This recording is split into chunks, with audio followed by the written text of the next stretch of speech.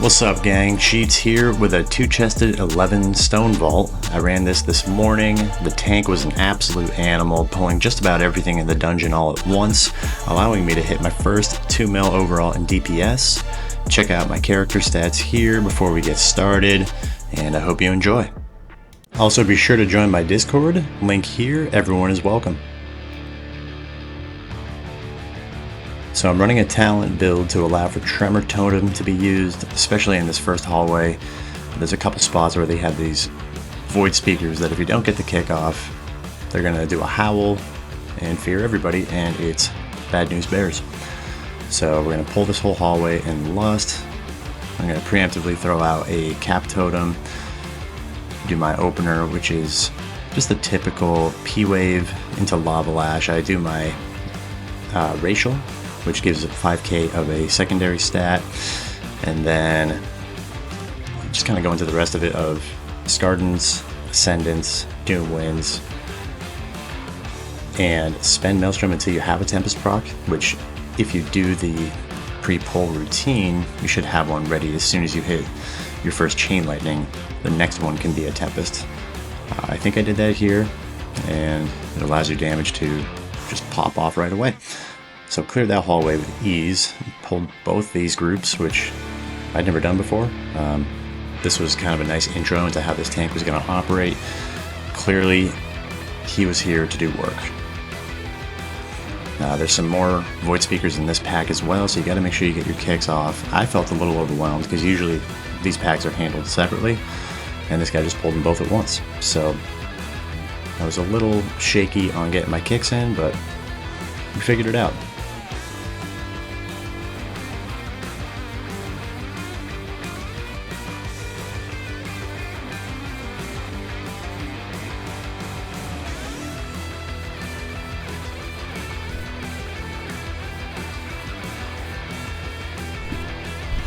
These two, there's not much to go over, just dodge their frontals, basically. They're not that bad, they just have a ton of health.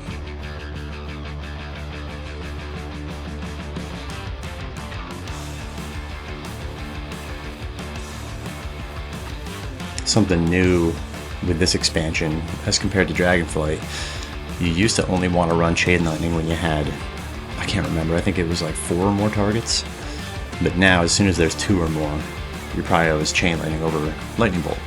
But then obviously Tempest, anytime that procs. And if you can save it until you have a P-Wave to empower it a little more, especially with Wolves, that's great. Alright, so we got this boss, Edna. I pop my pot, do my Scardens, Ascendants, and then just start slamming. Dodge these swirlies, they're going to spawn the spikes. I've heard too many opinions on these spikes.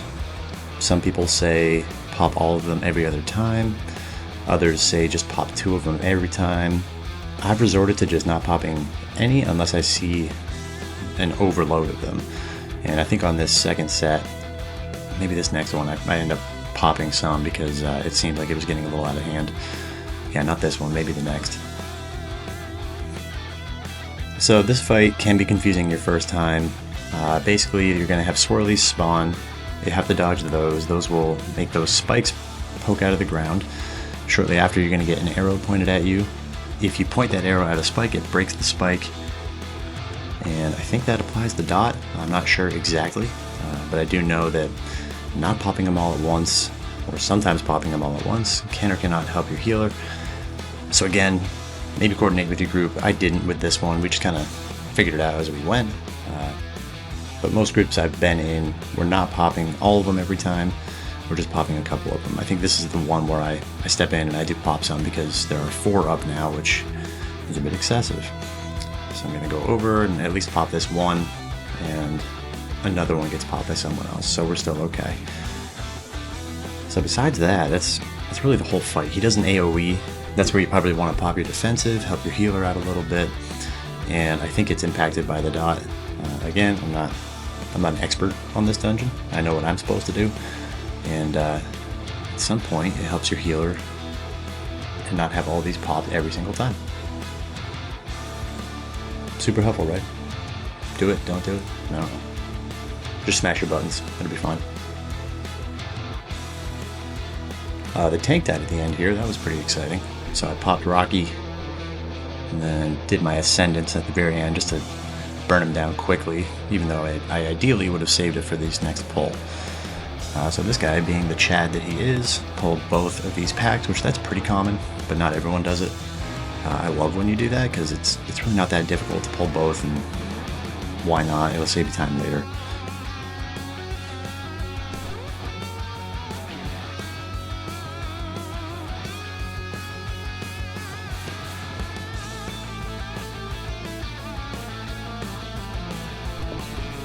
As Shaman, one of our main jobs is to interrupt everything.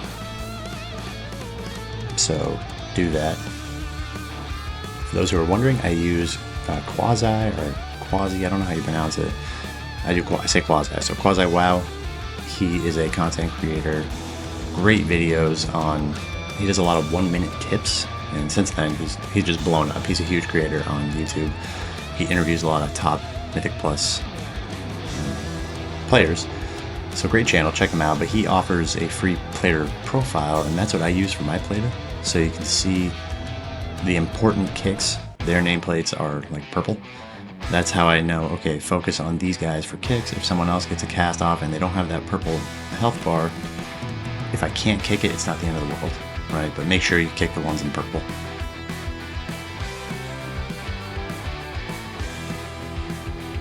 This pack, not a ton going on. Well, there's a lot going on, but you just want to make sure you get a couple of the kicks and dodge this big ball that big dude is shooting, because that's pretty much just an instant death.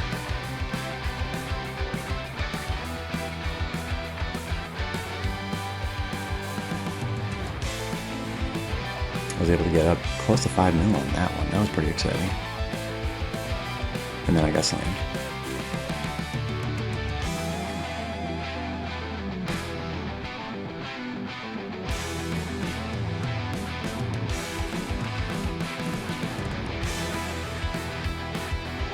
It was at this point that I thought we were a little bit doomed, because the tank was pulling pretty aggressively, and then we had near a wipe right here.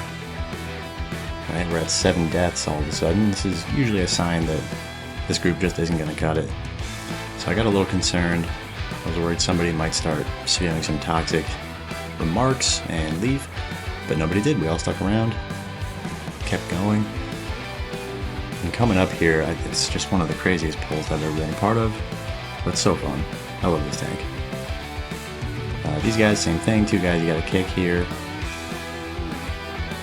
Otherwise, just burn everyone down. Oh, so on that plater profile, Quasi's, yeah, it marks them purple for important kicks, but they sometimes have casts, like that one there. It's like a yellow cast bar. If it turns orange and just kind of gets a little bigger and shakes, that's the one you definitely want to kick. So it's kind of like kicking for dummies, having this plater profile. It's great. I don't have to think that much. That's why I don't really know what they're even casting. I just know, ooh, orange bad, kick it. So this is the crazy part, right? We go right because we want to grab the verse buff from this ingot over here. In case you don't know, if you're a blacksmith, 25 skill and more, and I don't know what classes can do it, but there's a little ingot in the corner, and the tank's going to go over and grab it. It gives you a 10% verse buff for 10 minutes, so it's pretty fantastic. But usually you pull like the first pack, and then you go into the pack in the corner, and then you grab these guys, and he just grabbed all of them at once. It was amazing.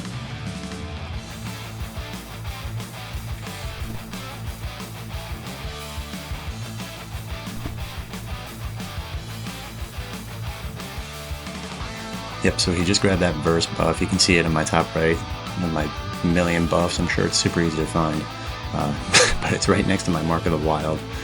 So that, again, gives you 10% verse for 10 minutes. Super helpful going into the next boss. It can be really difficult. So yeah, he gets these guys, and this tank, he's just a chain-pulling Chad champion. It was incredible. Because again, usually you're clearing the packs in the first room, or in that previous room, and then pulling this pack on its own. He said, nah, F that. I'm just going to pull all of them right into this pack. And I'm all for it. It was great.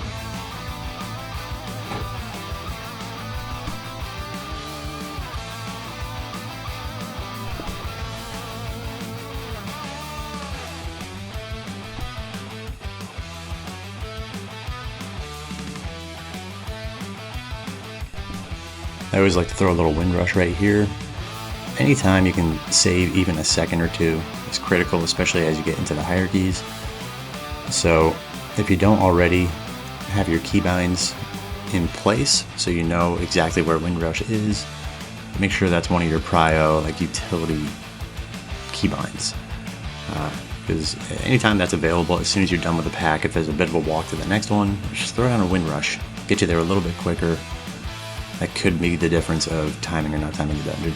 Alright, so these two, they don't share a health pool, makes it a little bit tricky, and you do want to kill them at the same time, so just pay attention to their health bars during the fight.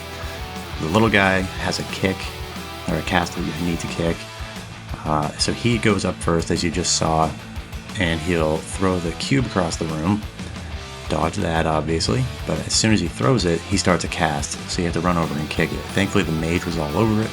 Usually I just run over and kick it because I have a ranged kick, but this mage was awesome, and he did it for me.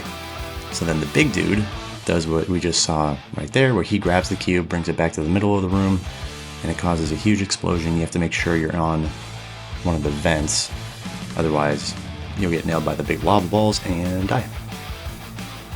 So right here, it'll say, if you have DBM or Little Wigs, it'll say go to a safe vent.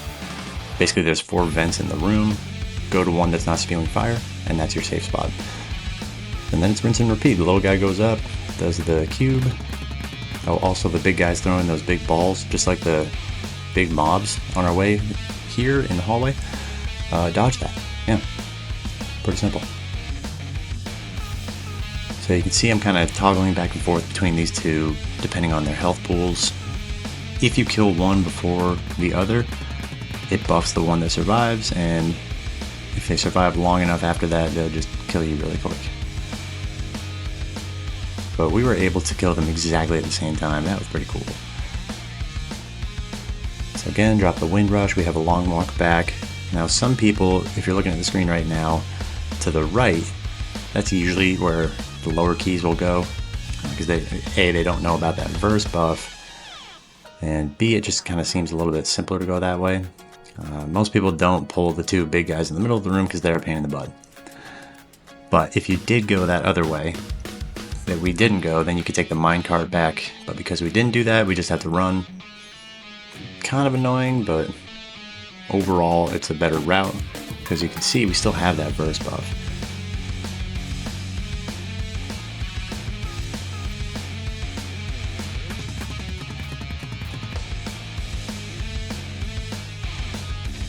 So this next hallway, a lot of things to kick. Again, I just kind of focus on whatever Plater tells me to kick in this one, and being a shaman, we can kick all the time. We got Thunderstrike is an AoE stun, we got Cap Totem, so pretty much just go on a kicking frenzy. You can see in the bottom right my kicks total for the group. I'm doing my part, basically, and as a shaman, just assume that's what you gotta do.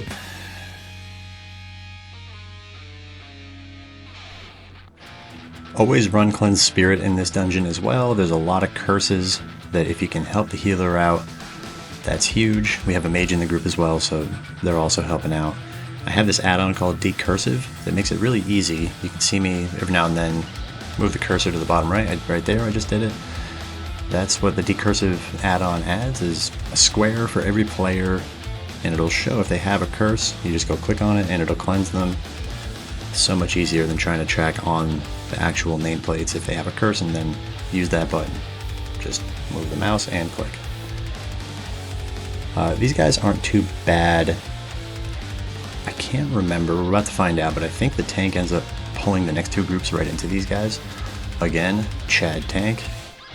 He was just pulling everything all the time. It was so much fun. Yeah, so we're getting to the end of these guys, and he says, you know what? Let's make this party a little bigger. He pulls in this group, and then a little bit, I think he grabs that other group too. Which again, usually you do these one at a time, burn them down quick, and then get to the boss. So I was just blasting off and having a ton of fun in this run. Again, I absolutely love this tank. And the healer is popping off too. Let's give him credit, because usually healers can't keep up with tanks that do this unless they really know what they're doing, and this guy definitely did. So kind of more of the same, get your kicks off when you can. This plater profile again makes it super easy, decurse whenever possible, and otherwise just keep with your rotation as best as you can. I have weak auras that show my Maelstrom count right in the middle of the screen, which is super helpful for me. There are other Maelstrom count weak auras that just show a bar, and that one I just never noticed it, and it kind of confused me because it would fill when it got to 5 Maelstrom and then it would fill again to get to 10. So I'd always spend at 5, but really what you want to do is, if at all possible, spend when you're at 8 or higher. 7's okay, but 8 or higher gives you the highest damage output, especially with Tempest. Alright, this boss can be a group buster, for sure. He spawns these shards, they have to be killed, but you don't want to kill them all at once. They apply a dot for 3 seconds. That can really chunk you down, so if you kill all of them at once, it's pretty much a wipe. So you kind of want to offset them a little bit. Make sure you're looking around the room, like here, I had to run away to go help with this one, because if you don't kill them, when the boss goes into this next phase, he's going to pull from whatever shards are remaining, and it's going to buff his shield that he gets. So if you have too many of them that are up, his shields are going to be up forever, and it's really hard to heal through. So the more you can help your healer in that scenario, the better. Now also what's going to happen is these orbs are going to drop around the room that you need to pick up, and that'll help your damage against the shield, or it'll help your overall healing if you're the healer. So there are these dark orbs I'll try to point out when they show up again.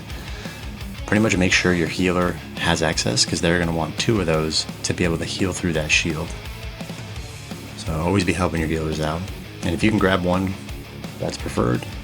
If you can grab 2, that's great. Those dark orbs right there, right? So grab 1 if you can. Try to wait. I grabbed mine a little early here. I don't think I was meaning to grab it. I just kind of ran over it by accident, because I am not good.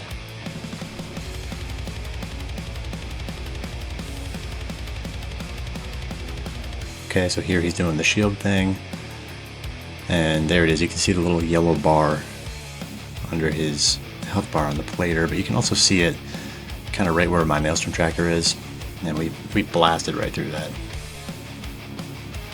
So that's what'll wipe your group, is if you kill the shards too fast, or if you don't kill enough of them, you're in trouble and you'll probably wipe. But otherwise it's rinse and repeat. Stay out of this ring, because that'll hurt. Dodge swirlies. Basic Warcraft mechanics.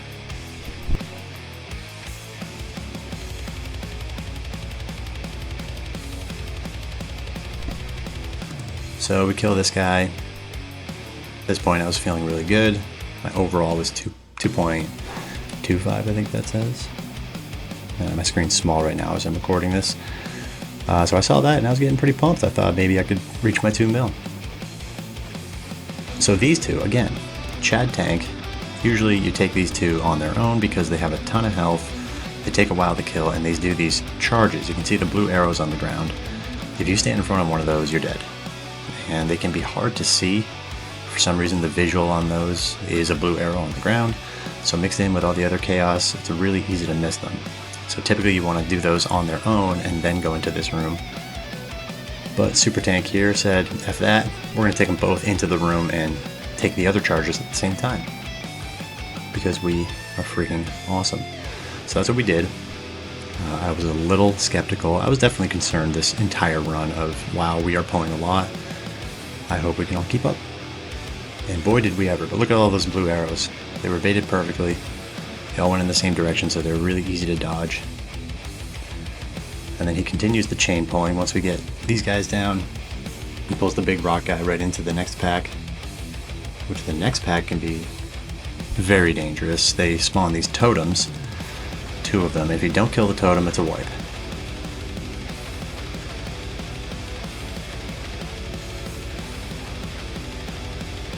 Maybe I misremembered. I thought he pulled the big guy in. Maybe it's just these remaining guys. Okay, so after we pull the big guy, after we kill the big guy, he pulls into the next pack. There's still a charge guy up, but I'm going to prio these ones because we have kicks, and the totems are the biggest prio in this pull.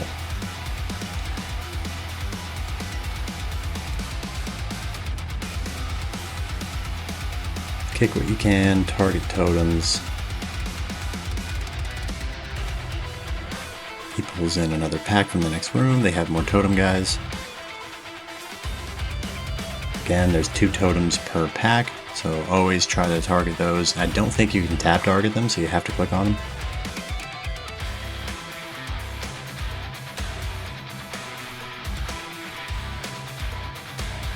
And burn them down. The big rock guy spawns these big swirlies that will kill you if you stand on them, so be sure to dodge those.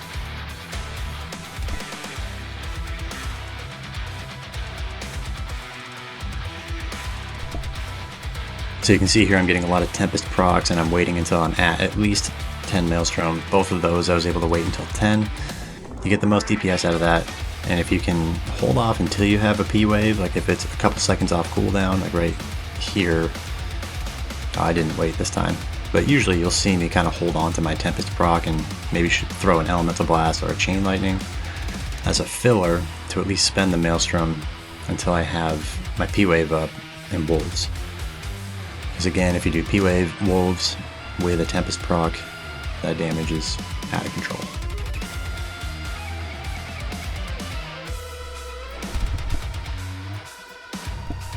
So that's another weak aura I have. Right next to that Tempest icon, you can see a bar that fills to 40. As you spend Maelstrom, it goes down. That just helps you track when you'll have a Tempest proc, because every 40 Maelstrom that you spend, you automatically get a Tempest. And then there's another counter right above it. I'm going to have to go back and look at the balance on this one, because honestly I forget as I'm recording this. But I believe every 3 Tempests you spend, you get another one. Don't quote me on that. But I think that's how it works. Okay, so now the last boss. I was looking at the timer saying, sweet, we'll easily time this. 1 chest.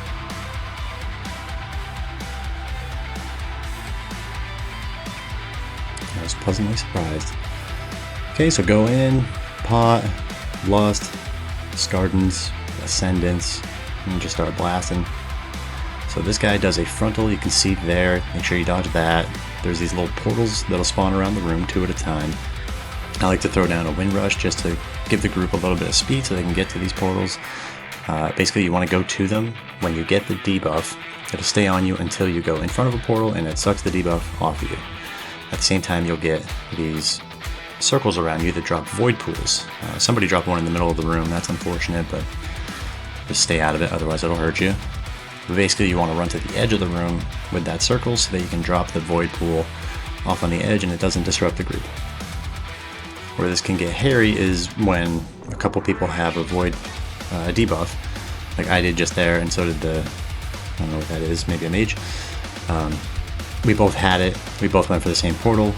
He got the debuff off, so I had to hold on to it for a little bit until I could find another portal. That'll happen.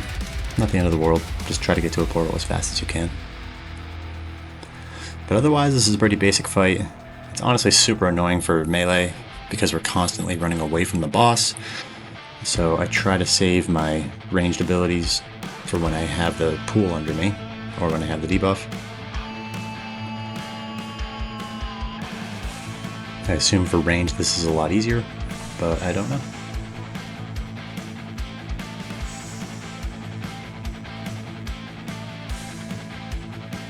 Alright, so now I think that was the last debuff I actually get rid of because he's so low. I think I do get another debuff at the end, but I just commit. Because why run away and lower my damage when he's just about to die? And we did it. And it took me until a little bit later that I noticed it was a 2 chest. And boy was I a happy little shaman. So there it is. Thanks for watching. Again, be sure to join the Discord, like and subscribe my channel so you can see more content. And I'll talk to you guys later. Peace out, gang.